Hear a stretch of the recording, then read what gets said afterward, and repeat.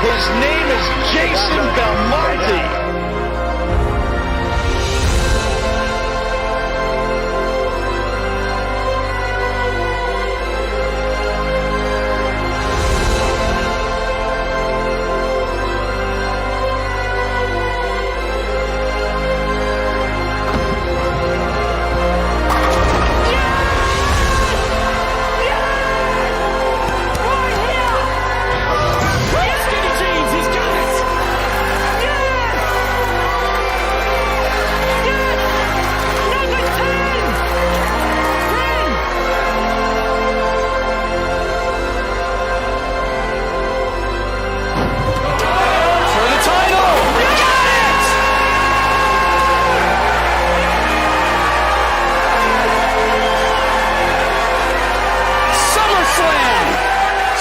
Slam!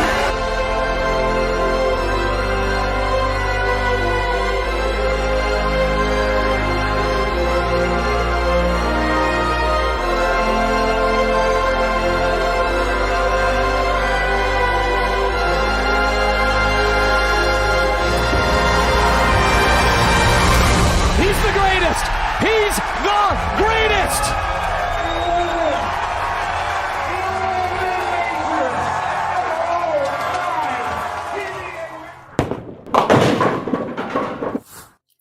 G'day guys, welcome to volume 7 of the BELMO Show. It is a very special show this week. I have one of my favorite players on the PBA Tour. I've known this next guest for a very long time. Mr. Stu Williams will be on the show, and I cannot wait to talk to him about what he was just doing this morning and this afternoon over there in the US, and obviously about some of the things that have happened on the PBA Tour most recently, plus a whole bunch of other stuff. The classroom segment is going to be about what is the mindset behind a champion?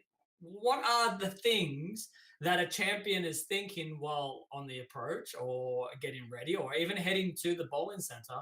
And what are the things that quote unquote losers think? The giveaway is happening again today with a very special giveaway.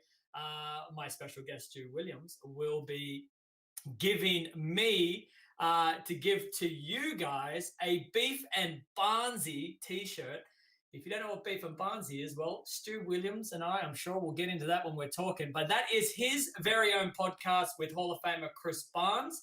So he will be giving away a Beef and Barnsey shirt, but let's not waste any more time. Let's get to the set tee right now. And here we have Mr. Stewie Williams. What's going on, mate? You're on mute. Let me take you off mute. Oh, mate, what's going on? Oh, not a lot. How are you, Belmo? Mate, I'm good. Look, I was texting you earlier, and we had a possibility of a delayed start to the BELMO Show because you've been busy today. Tell us what's been going on. Yeah, we've been bowling a small doubles event here in San Antonio. So I'm currently sat in the car. I should have a chalkboard right behind me that my wife's going to put a clever message to Belmo on. You should be able to hear me a little better rather than it be terrible with no headphones and no computer audio. So we're rough and ready in the field. No worries. So you played a tournament today. Tell me how to go. What was the format? Where are you exactly? Well, I'm in San Antonio. I'm at Astro Super Bowl. I'm on a nice spot. I'm looking out over the street. I've got a discount tire in front of me. So it was a doubles tournament. We played on a 46-foot sports shot. Jeff Hartsfield runs the tournaments. If anybody wants to have a look at it, if you go on the iStrike Facebook tournament page, they actually have live videos of the show, of the tournament, should I say. So we just finished. I just got beat in the top 4, me and my partner. He says hi. Brian says hi. My partner, he says, Belmo won't know who I am, but say hi to him. So Okay. there you Hi, go. Brian. You're famous. That's what happened. But yeah, we got beat by Mr. and Mrs. Nathan Bohr. So Maria Oh, and Nathan okay. took us down. Look, there's no shame in losing to Maria and Nathan. They're probably, I would imagine, on paper, not knowing the entire field, but on paper, they'd have to be one of the stronger teams. It's funny you should say that. They, for the people who don't know, they run a. Let's not get into it, but they run a Calcutta at the start, and it's very it's a Texas thing. But basically, you bid on the teams, and they were the second team to go. So Well, who was the first team? Favorites. Chris Barnes and Anthony Lavery. Yeah, well, that makes sense. Those two together, a pretty strong team. They almost missed the cut, so they shot -40. Yes, so, but there's a big difference between almost missing the cut and actually making the cut. A guy you might remember from your high roller days, Pete Thomas. Yeah. Throws it like dart straight. Very straight, yeah, but he's good. Yeah, Anthony Lavery got a double in the 10th, screamed at him, and Pete got up, stone hands, straight up 15, 10 back. See ya. Oh, no. He basically looked at him and Barnes, told him, don't let the door hit you on the ass. Listen, I need to talk to Mr. Lavery Spa because you've got to pick your opponents, right? Like, you got to think, Pete Thomas has been around the block a few times. This is not his first rodeo. He's nearly, he'd be close to super senior age by now. So, oh, yeah. He's not scared of having to strike in the 10th. He's done it 7,000 times before in his career. So I got to teach him, especially on television. The last thing you want to do is, talk trash to the wrong guy, which we can lead straight into that now.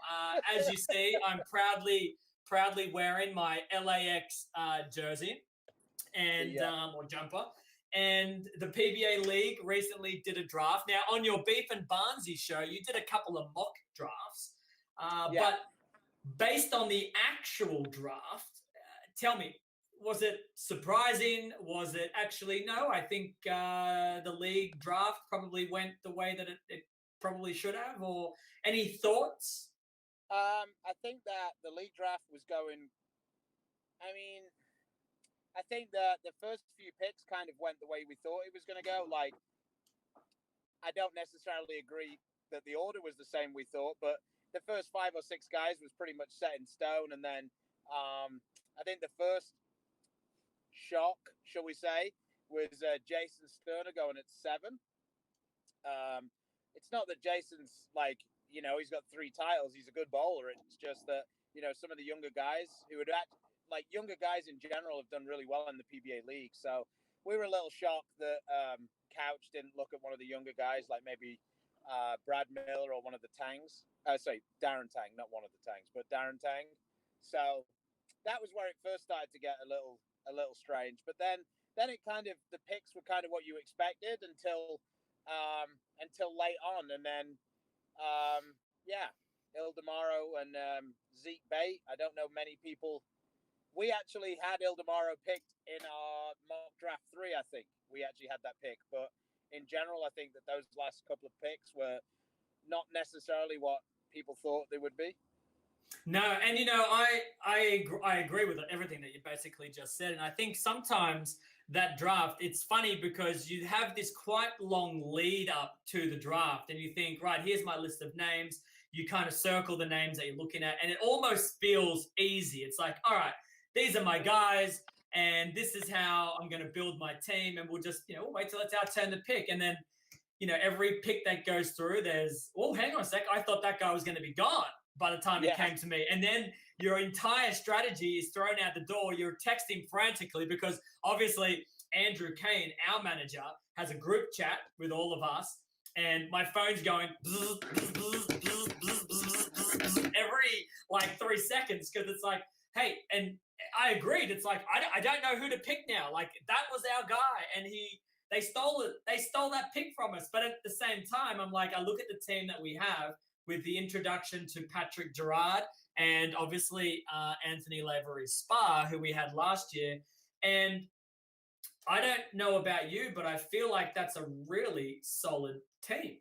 Like the team that we have with Jacob, yourself, me, Patrick, and Anthony, I don't think it's too bad of a team right there. No, I think that in general, I mean, me and Andrew tend to do our like little mock drafts between us, and we text you, and you're just like, yeah, yeah, whatever. Like, That's I'm not good. I'm good with. entirely true. No, but you're like Not... very. What I'm saying is you're very flexible with it. Like Yeah. every now and again, we'll suggest someone, and you'll be just like, no, and we'll be like, okay, that guy's gone.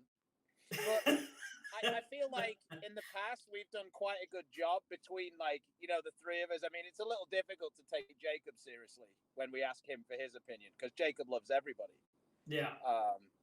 But yeah, I think the like, guy who punched Jacob in the face 5 years ago, I think he's still considered by Jacob a good guy. yeah, So it's hard to talk to him. But I think that we stay the course pretty well. I don't think that Andrew's very emotional with it. Like, to be fair, I think that if we're being perfectly honest, Patrick Gerard and Anthony Lavery were the two guys who we thought we were probably going to draft. Like, when we were talking about the night before, and once different players started to fall, we were like, well, maybe. And Andrew's like, no, we're just going to go with what we thought. Like, the two guys we wanted are both going to be available by the looks of it. We'll just do that. Like, there's no point in because you can fall in love with one player and then you get to Bayside and the guy misses the 10 pin. And you're just like, why did we pick this guy? Sure. Yeah. And look, that's kind of similar to a lot of people are actually hitting me up on social media about, how come you didn't take Dick Allen? And whether or not this is the thing that most people are very unaware, right, is, if they watch the actual draft, they'll realize, why we couldn't pick Dick Allen. But the thing that I say to people is I'm like, listen, I know Dick has had a lot of success in that building, but you're requiring players to throw just a couple of shots. So realistically, yes, there are better players than others, but realistically, we can all look, I haven't had a great run in the league. There's been a few shots. I would probably say the shots that I've missed have really mattered. Like there's been a couple that really mattered, but overall, I'm not terrible. But what I'm trying to say is, it doesn't matter who you pick. I mean, you need to pick a team. Let me rephrase all this because I'm really confusing myself and you guys listening and Stu. It matters who you pick, but what I'm trying to say is, based on skill level and talent, when you're on the PBA tour, these guys can all throw two strikes, and in a Baker format, that's all you're requiring. All you're trying to do is you're trying to find the team that, one, you gel with best, two, that you think an individual player will throw a consistently better shot than a worse shot. But we can all throw good shots. It's just you're looking for those ones that the percentages are, he throws better shots consistently more than his bad shots. But there's no reason why, I can't split and Jacob can't split. But what I can tell you, Stu, is watching Patrick's reaction to being selected in our team actually made me feel really, really happy. Like seeing a guy just burst in with joy to be, on our team and in the league, and just to, I don't know, it just made me happy. I'm like, we certainly picked the right guy there. And Anthony's chilled and relaxed anyway. It's hard to tell when he's super excited about too much, but I know he's happy to be on the same team as us as well. I mean, Patrick got a lot of brownie points with me when he said that it was a dream to bowl with me and you, and just left Jacob out of it. I thought that was kind of funny. I know. I wonder if and the funniest thing is, I wonder if Patrick I don't think he meant it as I'm not happy to bowl with Jacob. I made me laugh when I was listening to him. I'm like, is Jacob watching this? Is he saying, where was I in this conversation? But going back to what you were saying though, a lot of people were kind of surprised when Andrew kept me over Dick Allen on our team. And everybody's like, oh, Dick Allen bowled great. And I'm like, I understand that Dick Allen's bowled way better than I have on the PBA Tour the last 18 months. But he didn't bowl way better than I bowled on our team last year when we bowled in the league. And it's like, but Stu, it comes back. That's right, Stu. It comes back to the way that a team gels with one another. I mean, it's no different than a football team, a baseball team. If you can, and in Australia for rugby league and rugby, we call it the spine, right? It's your core position players in the spine. If you can keep your spine together, that you've had success. I mean, we came second last year, and we came second without Dick Allen performing as well as he has in that venue in previous years. Exactly. So it's like, why would we why would we break our spine up if we can keep it and build a team around it and potentially make the finals again? So I look, when the team was all said and done, when the draft was finished, I looked at my team and I'm like, you know what, this is going to be a great time. This is going to be a great experience. And I think the boys are going to put together a couple of really good shots. And like you said, your performance over the years at the league has been, you've probably been our most valuable player, if I'm really honest. So there was, in our opinion, I mean, the fans can say what they want, but there was no way that, we're going to let you go, and we're not going to let Jacob go because that guy is pretty good. And, well, I mean, I guess you could let me go after seeing me gut a ball on spares and throw in a few six splits, but I hope I'm strong enough to fill that up too. I keep calling Bill and going, it gets better, doesn't it? It does get better. You eventually win. Ask Bill, exactly. Like we made the show in the doubles like 4 or 5 times and it didn't go so well. And then we won. So it will eventually come our way. Stewie, I want to talk a little bit about your career. You mentioned it very, very briefly when you compared yourself to Dick Allen, saying, you haven't bowled as well as Dick over the last few years on tour. I kind of want to get a feel for, how have you seen the last, let's say, 2 years on tour? What are some of the things that you're looking to improve on? What have you liked about your tour? Just kind of give us a feel on where you're at. I think that I bowled really well at the end of 2018, and then I think that we moved across country, and I think that I don't think it was a big reason. I just think that it was a little unsettling, and then we went straight out on tour, and suddenly we were bowling every week, and it was a little different to how it had been. And I did a really poor job of understanding the differences, between bowling every week and being able to prepare for a 2 or 3 week stretch. So that was a little weird. So, and then I had a lot of issues with my ankles. I mean, I've kind of had those straightened out now, but I mean, I'm sure it's not helped by the fact that I weigh too much. So, yeah, I've been. Well, okay. Well, speaking of that, all right. So, you're talking about injury. Yeah. You've always been very open with the fact that you probably are, you do probably weigh on the heavier side of things. But is that something is that an issue that you're really considering? Like you're dropping the pounds, or are you doing something else to kind of injury prevent? Yeah, I mean, yes, I've been working more on, it's more on stretches and getting more flexibility into that area, because I have really tight calves. Just that's kind of the way it is, and that leads into a lot of the issues I have with the ankles. So doing that stuff is easier overall. Realistically, finding a way to lose all of the weight that I need to lose is more difficult in the short term than doing the work to make that area stronger anyway. So theoretically, if I could do both, that would be the best combination. But so far, I haven't done a very good job of committing to losing the weight. So let's. Well, Tina just wrote a comment in the chat saying, "Well, I guess he won't be home for dinner because you're on my show." But Tina, if you're listening, it's salad and veggies for Stu tonight. Okay, he wants some help to lose a couple of the kgs. So let's get that prepared. Look, I think one of the parts of your game, Stu, that has always been, I guess, your strongest part has been your versatility, right? And your ability to play anywhere across the lane. I suppose, when you start having ankle injuries, it does put a strain on that versatility as well. So I'm glad to hear you're actually looking to do what you can to strengthen yourself and to make it easier and injury prevent. But your versatility, if not in the top 5, you're certainly one of the top 5 most versatile players on the tour. And I want to kind of get an understanding on where did that versatility come from? Because we've known each other a very long time. And I don't recall in our youth days you being this versatile. So where did you say, I'm gonna play as straight as Walter Ray And then when everyone else is complaining about following Belmo, I'm just going to move 5 left of Belmo and hook the entire lane the very next game. So where did all that come from? I think the thing is, I think that when you did it a little bit, when we bowl on the European Tour and when we had re-entry tournaments, I think that re-entry tournaments are like the greatest thing in the world for guys to get better. Because when we would travel and we'd take our 6 balls and we go to, I don't know, we go to Barcelona one week, and in Barcelona, the lanes hook a lot and you really have to curve it.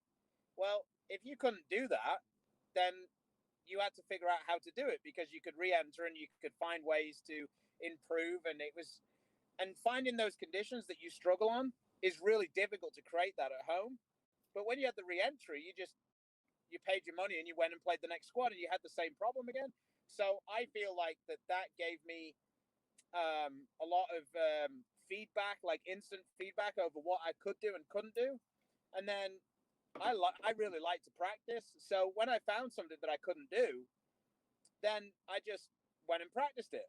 So I was always okay at hooking it, but I wasn't very good at playing straight. And I've told her this a couple of times, but Nina Flack won a couple of tournaments on the European Tour. And I'll be honest, it really pissed me off, because I'm like, she throws it like way slower than I do. She's got way less rev rate than I do, but she can throw it straight and I can't. So now she's running everybody over. And I'm like, that's stupid. I've just got to figure out how to do that. So for 3 months, I went to the bowling center and I never hooked it. Every day I walked in, and whether the lanes were trash or whether they were fresh, I just figured out how I was going to throw straight on it. So that's how I developed more and more different things and ways to bowl. And that's why I feel like a lot of the European guys are pretty versatile, because they've been in tournament conditions where they've had issues. And it's like, when you bowl a regional in the States and you bowl and you bowl bad, then you just go home. Yeah. You don't get the opportunity to try and come up with a solution, or even imagine what you should do so you can go and add that to your game. So that's I think what's helped both me and Dom specifically. Well, I think you've hit the nail on the head here. A lot of players, they don't think they are capable, right? A lot of players will walk in and go, I can't do that. And they don't even attempt to put in, like you said, 3 months of going into the bowling center every single day. This is what you're going to focus on. Now, yes, you are a talented player, but I think a lot of people underestimate the talent that they actually have in order to do something different. And it just takes a little persistence and a little consistency in your training regime to be able to generate new skills.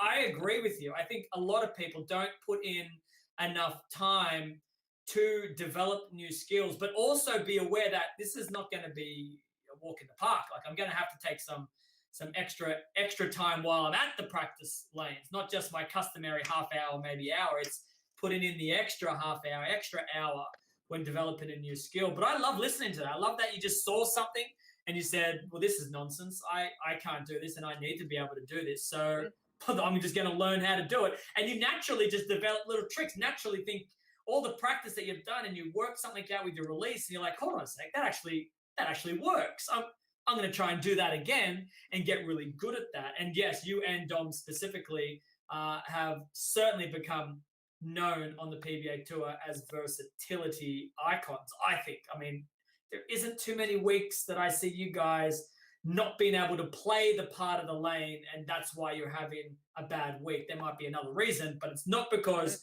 you're unable to play that part of the lane. Yeah, and I think, I mean, I know you can talk about it when you started using the urethane ball more and more. One of the hardest things actually to start playing the lanes really different is understanding that the moves are completely different. Like when Walter Ray's bowling, or say AJ Chapman's bowling, well, when Walter Ray leaves a 4-pin, he might move right. Yeah. Whereas AJ Chapman's never going to move right ever when he leaves a 4-pin because of how much his ball's hugging. So it's kind of fun. When I started throwing it really straight, I'd go up to Walter and go, I keep leaving this, what do I do? And he'd look at me, he goes, well, so the first time he told me that about when you leave a 4-pin, he goes, oh yeah, parallel right. I'm like, are you insane? And then I'm like, all right, well, he's got 47 tiles. I might as well try it. He probably knows what he's talking about. and a parallel right, and then it goes 10 back, and I'm like, I don't even understand the physics of how that works. But it's just that's the thing that's really cool. Like, I know that like me and Dom have bugged Barnes senseless on, when you have this issue, what do you do? And like Barnes got bored of answering Dom because he kept beating him. That's the fear, isn't it? If you ask your fellow competitors, it's like, yeah, I can see this guy. He's ranked 50th. Cool. I don't mind sharing a few things. Oh, now that guy's ranked 30th. Oh, now that guy's ranked 10th. Oh, now that guy's in front of me. That's awesome. I'm glad I was able to help. I'm glad I was able to help him. Yeah, like Dom's the best because he like plugged everybody for information. Now Dom's like, I'm not helping you. You're insane. So let's talk a little bit about family. I have a family, and I know that it's never easy. And you have a beautiful little boy, Brady, and a gorgeous wife, Tina. So first off, how has this Corona affected you? And then obviously more lately, America has taken to the streets in protest.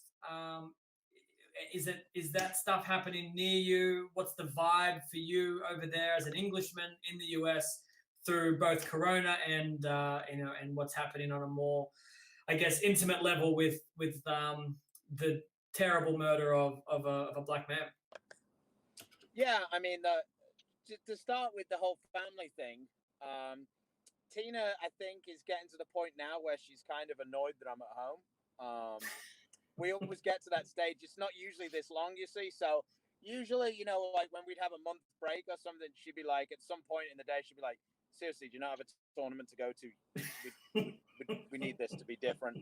But yeah, I mean, the whole coronavirus thing here was kind of strange because they had the shutdown, but I was talking to my parents, and it was never as serious, the shutdown here, as it was in England, for example. And even in England, they were a little late in getting really, shut down and everything. Like, I know talking to you in Australia, it was way more serious, like the shutdown. But now it seems like they kind of like transitioned a little bit, and the semi joke here is that Texas got bored of the coronavirus. Right. So now we're just almost back to complete normal. The only difference is people are walking around in masks, and even that's like a 50-50 proposition. And I think that's the hardest thing about talking about the coronavirus, because if I talk to Bill about it, Bill's like, are you guys insane? You're bowling? Yeah. And I'm like, but we have like so many less cases than they do in like Pennsylvania or New Jersey and stuff, and New York. So that part of it's really weird. But moving on to their whole George Floyd terrible issues, I mean, yeah, it's difficult to know what to say. I mean, fortunately for us, the areas where we live, there hasn't really been it hasn't really been affected too much. But downtown Austin had they had some protests. Most of them were fairly civil, I guess.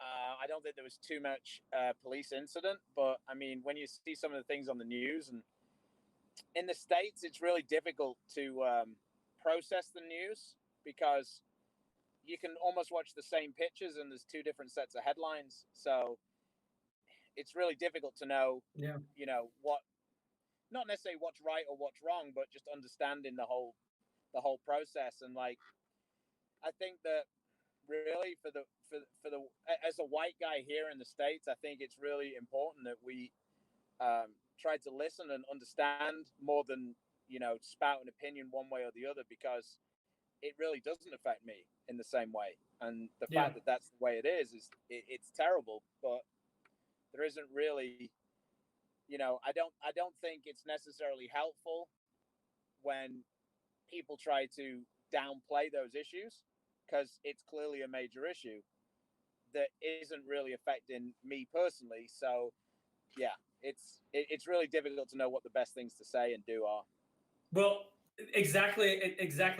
Everything you just said is on the money. I think listening is the first thing, and then the action there afterwards on when you're hearing the message to actually act on that. And I've seen through social media, and I've seen through a lot of the comments around the world has been, posting certain, black screens and calling for hashtags and all that. And I said to my wife, Kimberly, the other night, I said, I feel like it's so much more than just, a couple of posts on social media. Like it has to be a change in the way we are globally. And that's the thing, is racism is not American, is not solo in America. This is happening here in Australia. This is happening in Africa. This is happening in Europe. This is happening through Asia. This is happening all through the world. It's sad that it's taken such a traumatic event, and then it's sad, even sadder, that it's taken a violent turn, but those actions are essentially what was quote unquote required for people around the world to be like, this issue, we need to bury it. We have to kill it.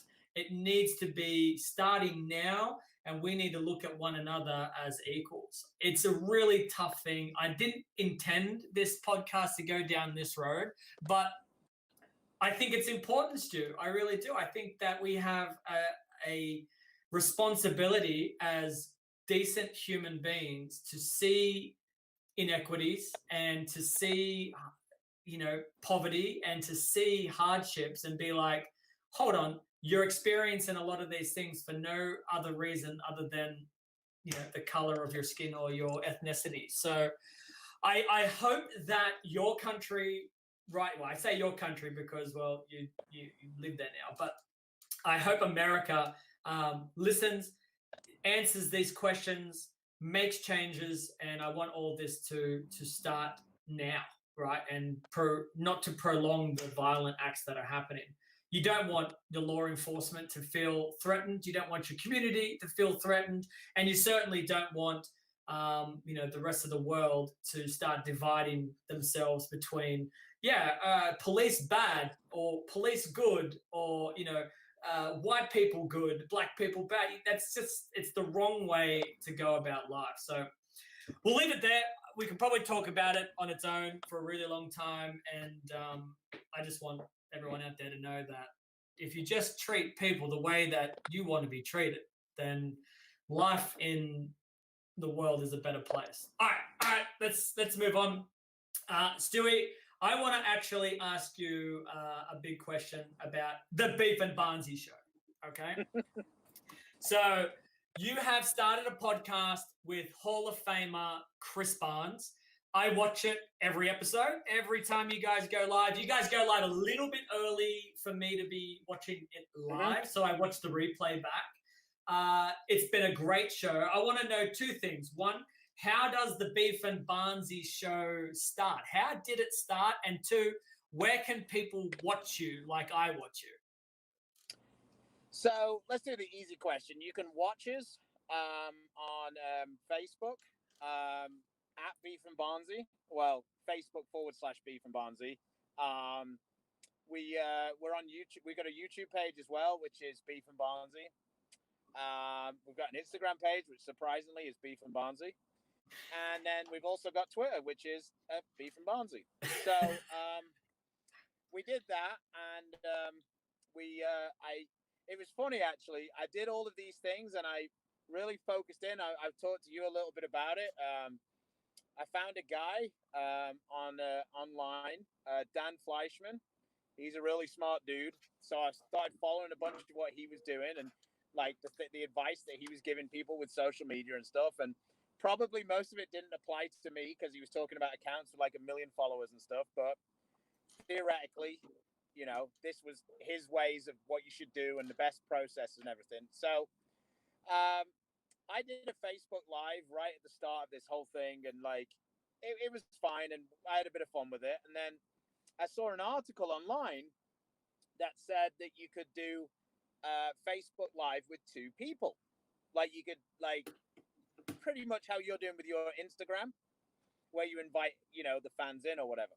So I'm like, oh, that'd be cool. And I was talking with Chris, and I was like, hey, do you want to do a Facebook Live? The two of us, I think it could be quite good fun, because me and Chris get on pretty well. And, I feel like we can throw jabs at each other and neither of us go home crying to our wives about it.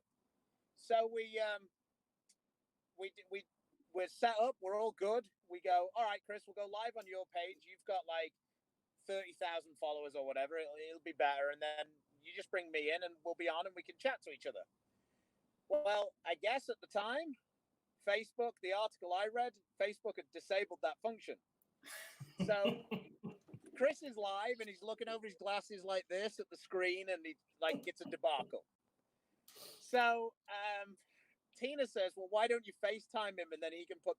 So our first couple of episodes, it was terrible. We had like the phone propped up against Chris's, like in front of Chris's computer. So you could see me on Chris's phone. And then, so we did that for a little bit. And I'm like to Chris, I'm like, this is a debacle. Like, we can't be doing this. So I found this program that we could use online that would do Facebook Live.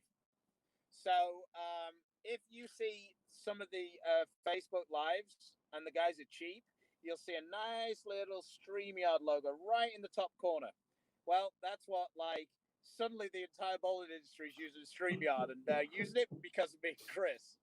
Because we found... Well, I'm using it right now to talk to you. I am bringing you, although I'm doing mine a slightly different way. I'm using StreamYard to have us talk to each other, but I am going through another program to go live. But I was asking you, I'm like, hey, I'm having a nightmare with all these programs, and it's just clunky and it's annoying. And you're like, dude, you just download StreamYard. It's the simplest, easiest, greatest thing that you'll ever do. I'm like, okay, cool. And here I am using it. It's literally idiot proof.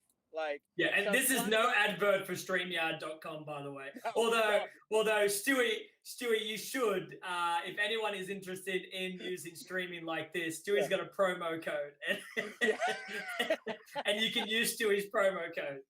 Yeah, but I mean, like Mike Flanagan, Inside Bowling, he called me. He's just like, dude, I'm annoyed now. I've been trying to sort this out for months. You and Barnes just stroll into the space, and now you're fine. He goes, there's no way you know as much about this as I do. And I'm like, yeah. Well, clearly I do, Mike. Clearly I do. And I'm like, yeah, Mike, no problem. Just use this program. And that was a bit of a problem for me because that was before I realized that there was this, like, that I had my own recommendation code or whatever. So I'm like, damn, that was a free month gone. So you've had some pretty cool guests. I've been on your show. I mean, you've had Norm Duke, you've had Timmy Mack. Has there been a guest that you've had on your show that was, I don't know, like surprisingly good? Like, you knew they were going to be good. That's why you had them on the show. But when you finished the stream, you're like, man, that was a really good chat. I mean, Norm Duke was unbelievable. It was just like, Norm is the best at those things because, like, he does them all the time, and like, you hear a different story every time he does it. He's incredible. That's the most amazing part. Is you never, or very rarely, do you hear the same story twice on any of his shows that he's appeared on. I'll be watching it, and someone will say, "Norm, tell me a time that was just wild." And I'm like, oh, well, there's only been so many wild times in my career. I mean, how many? I mean, no, I know it's longer, but I've heard so many stories. And there it is, another unique story. And it is outrageous. And he tells the story. So he's such a great storyteller that he engages you right from the beginning to the very end. I mean, the thing that was really funny about it, though, when we came on, Barnes was properly nervous when he came on. And why? if you watch this, well, because it was like, it was the next level. Like, the guests we had on before were like, now we've got a guy who's got 40 titles. Everybody else who come on, Barnes is like, this guy. Yeah, I've got a better career than this guy. He's got like twice as many titles as Barnes. So Linda thinks it's the funniest thing in the world because Norm does this a lot with his hands, right? And Chris never does that. Okay. And if you watch the start of the show, Chris goes, and he starts doing it. And Barnes is like, Linda's like cracking up about it. And Barnes goes, see, 20 years of imitating everything Norm does. He comes on the show, I start imitating him doing that as well. So Norm, do you have a specific time that you guys are going live, or is it you work around your own schedules and just make it happen? Well, we were really strict. We were 2:00 Central Time, so 3 p.m. On Monday, Wednesday, and Friday.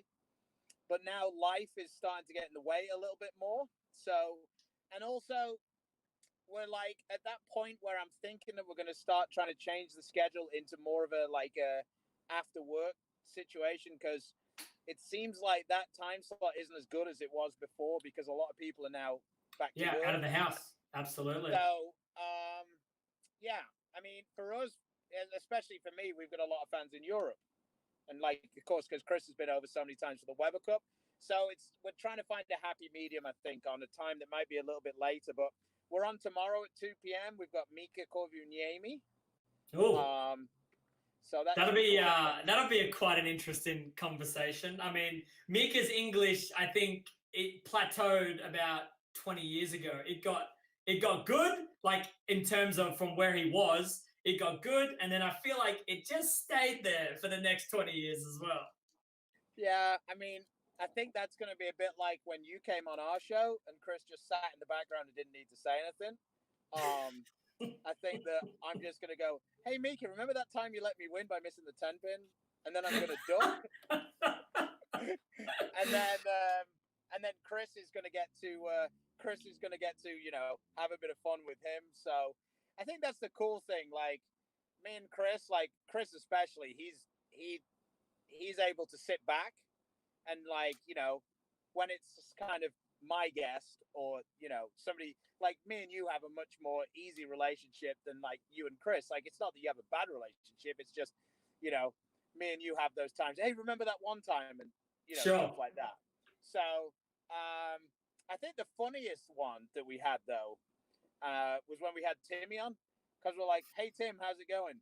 And then about 19 minutes into the show we said, yeah. Remember that time that you beat BELMO? And then about 37 minutes into the show, we were like, was it a 14 or a 13-pound ball? And then 57 minutes, we were like, hey, Timmy, it's been cool. Thanks. See ya. Well, it's a blessing and a curse, because Timmy, if Norm is a storyteller, Timmy is right there with him on the ability to retell a story. But it also, if you have like 5 or 6 things on a piece of paper, like, you know what, I want to get through this in the time, and there are some really important things I want to ask, you might tick off 1 or 2, and then Timmy will just, it's not like he hijacks, it's just the way that he is, you just absolutely divert into different directions, which, like I said, can be a blessing or a curse. But I love chatting with Timmy. Me too. There aren't too many people that I enjoy talking to. He sometimes makes me laugh so much, because he will retell something and the specifics of the details are so obscurely correct. Oh yeah, every time. How you're telling me a story from 1994 and you specifically told me that the dots on the approach were multicolored? Like, what is that information? How do you retain that? It's really, really funny. Well, now that you've got Mika coming on, you've got some, well, I'm sure you're going to work around schedules and times, but the PBA is going to be obviously a point of discussion. We just had a PBA show, the Derby Strikeout. I kind of want to let everybody know in a little secret. You were very, very close to maybe going to participate in the Strike Derby. Tell us a little bit about that. Yeah, with all of the protests that were going on in Chicago, Prather's wife was she was pretty scared. I mean, understandably, it was fairly scary what was going on, and it was a pretty close point that Prather was actually thinking about having to pull out and go back to Chicago. So, amazingly, they picked the highest finisher from each event, and my 8th place finish at the TOC would have been enough to get me in. So that was a pretty fun times. And the reason, and then he decided to go, and then he decided to win. Yeah, and he also decided to win in the most Prather fashion ever by having the second lowest amount of strikes every round. The only difference was the person he played had the lowest amount. I mean, it couldn't be more. Anthony Simonson threw 25 strikes in 4 minutes in the previous 2 rounds. 25. Prather threw 7 in the final with 18 seconds left and had won. like, How is that even possible? Can you imagine the odds in that in Vegas? Yeah. What odds will you give me on Simo getting 6? Did you say 6 in the first 30 seconds? No, 6. No, 6 total. No, a 6 in a row? No, 6 total. 50 to 1. Prather strolls in 9, 8, and 7. Winner. Like, it's just unbelievable. It's like it's not even real life, is it? Like Simonson. Well, you do go through runs in your career, though, Stu. You do go through runs in your career where you feel like I just got to stay behind the line every frame, and it's going to be okay. And then there are other times where you're like, I've had the front 6, and I've had the front 6 the last 3 times, and I somehow have still been shut out into the 10th by the end of the game. It's like it's a very weird kind of roller coaster ride. You got to just ride it for as long as you can when it's going good, which Chris is absolutely doing. And it's amazing. You got to grit your teeth through the hard times. So if the PBA said tomorrow, Stu, that the World Series of bowling events are back on, Fox has got it all scheduled, everything's going on. We're going to be in, say, like a higher risk area for the coronavirus, and obviously also for the protesting, just because of logistics. Are you at the point where you're like, I'm ready to bowl, I don't care where it is, I don't care when it is, yep, I will be there? Or are you more, you know what, I want to see the world in a different place before we get back to tour? I think because I'm in Texas, I'm like, yeah, let's go. So I think that your attitude to the coronavirus is literally related to where you are, because it's impossible to comprehend it being terrible if you're in a situation where it isn't bad.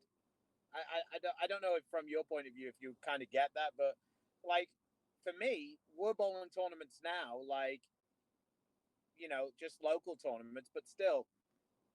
Yeah, I'm talking to Bill. Well, how many people were bowling the tournament there today? We had like 50 teams. So was there social distancing put into place? No.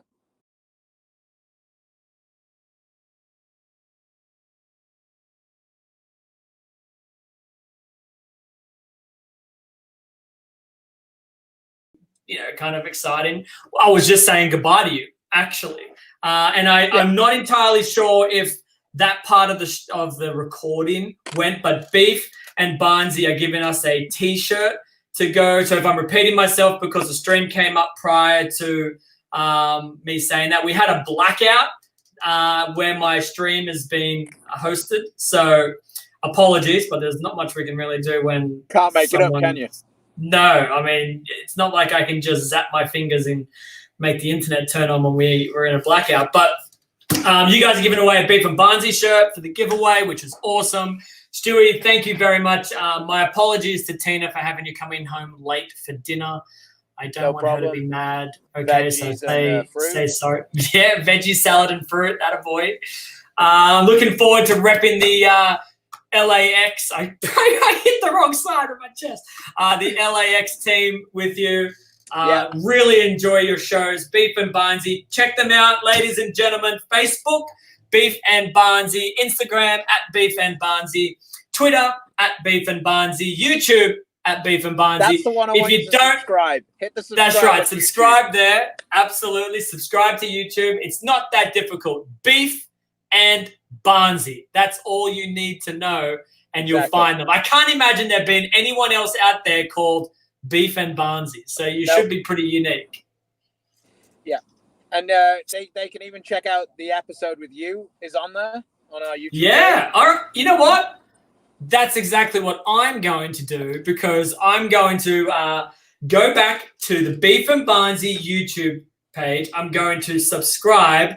And because I am so narcissistic and egotistical, I'm going to watch myself back on your show and listen to how great my answers were back then. Stewie, thank you so much, mate. Thank you. Right. Have a great day. And I hope to see you real soon, mate. All right, mate. Take care. Bye-bye. Bye. Stu Williams, ladies and gentlemen. I promise you there isn't a more open, a more honest, a more inviting person to talk to. Stewie is somebody that if you ask him a question, he's going to tell you right then, right there, how he feels. And usually he has a solution to any of his ideas, which is something that I think is missing in our game a lot, is a lot of the times people have a lot of negative things to say, but they don't generally have a solution to back it up. And Stewie very rarely complains about something, but doesn't have, oh, and by the way, this is how you would fix it. I really enjoy him. We didn't even get into the fact that we actually have some common ground. I know he's English and I'm Australian, so there's always going to be a little rivalry there. But Stewie is a Liverpool fan. I am a Liverpool fan, and we didn't even get a chance to talk about that. I'm kind of disappointed. I'll have to have him back on the show. When I do, we'll talk more about football, about sports, and other things that we have in common. But right now, we're going to head on over to the classroom.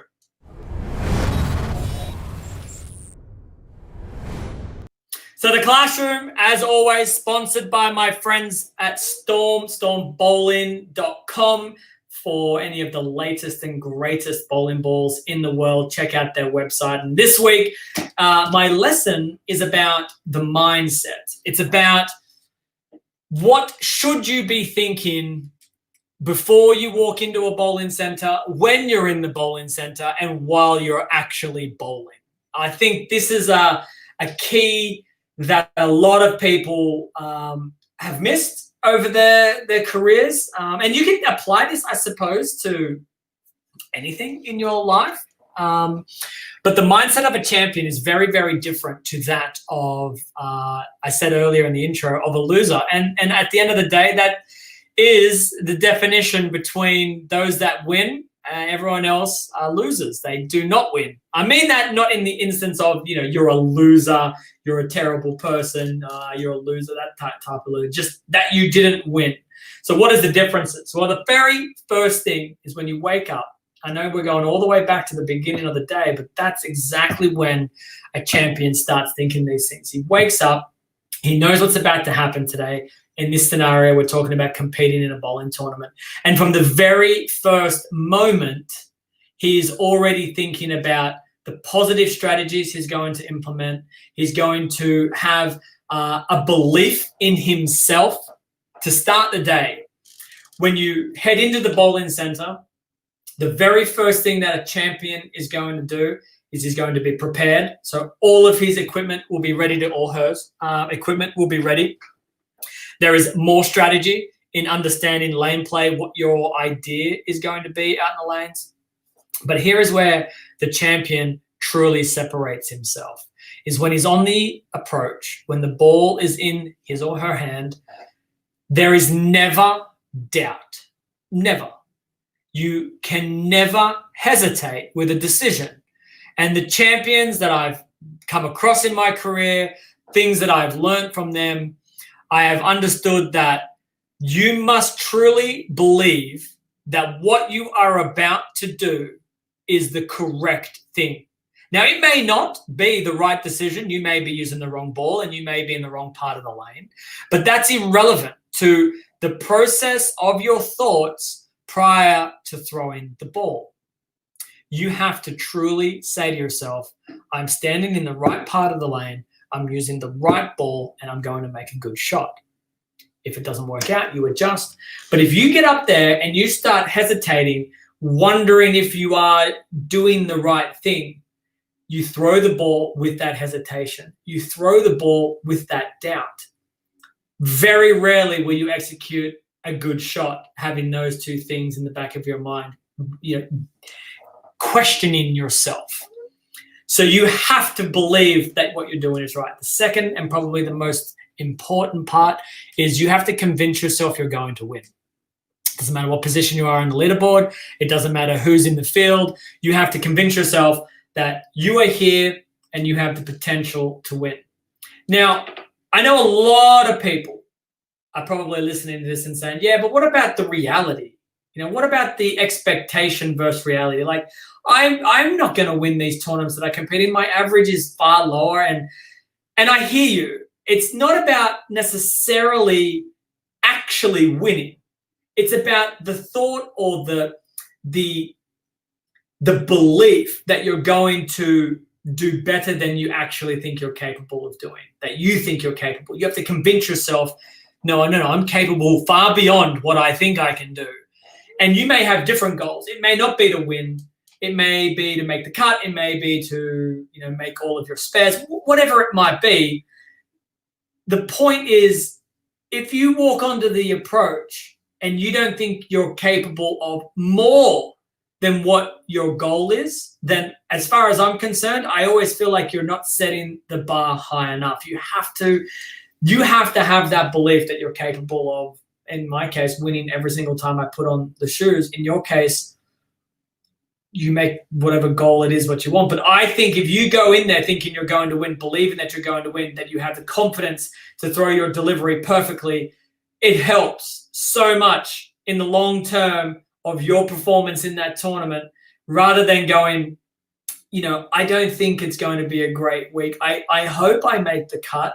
Yeah, well, you can hope all you want. And that hesitation is going to come out, especially in those clutch moments. So it's time to wake up. It's time to be confident. It's time to be positive. It's time to set your goals. And it's time to set your goals beyond your expectations and push for them, knowing that you are capable of doing it. It may seem hard. You may not reach those goals, but I promise you that when you're on the approach, when you're in that business meeting, when you're doing whatever it is that you're doing, if you go in there and you have 100% faith in yourself and belief and confidence, then whatever it is that you're doing is going to be a much better performance than if you have doubt and hesitation. It's a simple lesson today, guys. It's not necessarily the easiest thing to change, but it's time to look at yourself in the mirror and start realizing you're so much better than you think you are.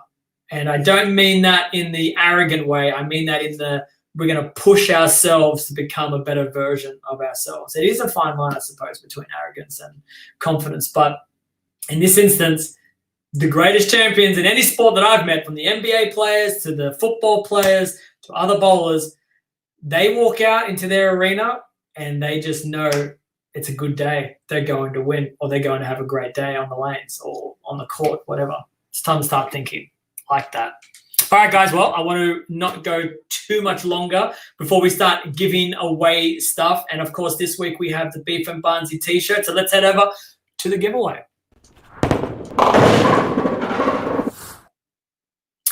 All right, guys, pretty simple. All you need to do is !raffle. Type it into the chat, !raffle, and that will give you a chance to win. Now, as you can see, the spinning wheel there, we've got Stu's. That's all we can fit on the wheel. Our budget is a little bit low for the BELMO show right now. We don't have a wheel that can fit more than 5 characters.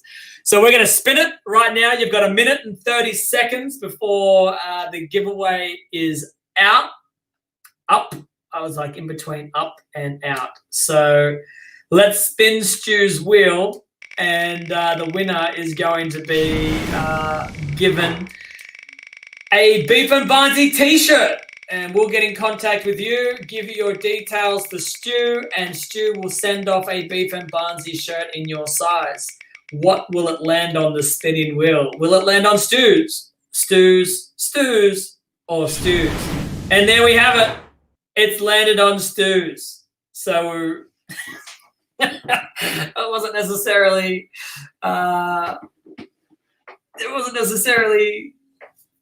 puzzling.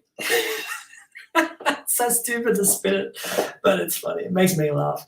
Get your raffle tickets in, !raffle right now. And while you're at it, subscribe to my channel. I'm not 100% sure if being a subscriber helps you win. I don't think it does, but it might. And honestly, is it too much to ask anyway to subscribe to my channel? I mean, it's one click for you, one little click, just beep, and then you subscribe. Do that in the next 5 seconds. Type in !raffle and we'll have a chance to find you, pick you up, and then tell you how you're going to get your Beef and Barnsey t-shirt. The raffle is now closed. We will go through the entries, find out who is the winner, and get into contact with you via YouTube as soon as possible.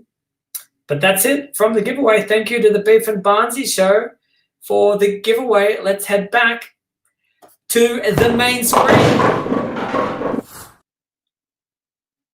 Guys, I say this every week, but I really do mean it. We cannot do things like these shows without sponsors who are supporting us. So I want to take a moment, go through the people that have helped me make this BELMO show. Let's run through the sponsors. StreamInspectors.com. Check them out. Look them up. These are the guys that help me run the show. If there isn't a blackout, then we usually have a successful show. StormBowling.com, my main sponsor. Storm Bowling is the reason why I win as many titles as I do. They are the best equipment to throw down the lanes. And while I'm on the topic of equipment on the lanes, vice grips are what I put into the bowling balls. I feel like they are the most comfortable grips for me to use. Now, I think one of the most important parts of bowling is your footwork. Dexter, the #1 bowling shoe in the world, is what I have worn for the last 20 years of my career. Love them. Check them out, dexterbowling.com and Cloud Construct. These guys make my website. Check it out, www.jasonbelmonte.com. And the guys at CloudStruct were the reason they built my website. And if you like it, give them a call. Let them know that you want a website like mine.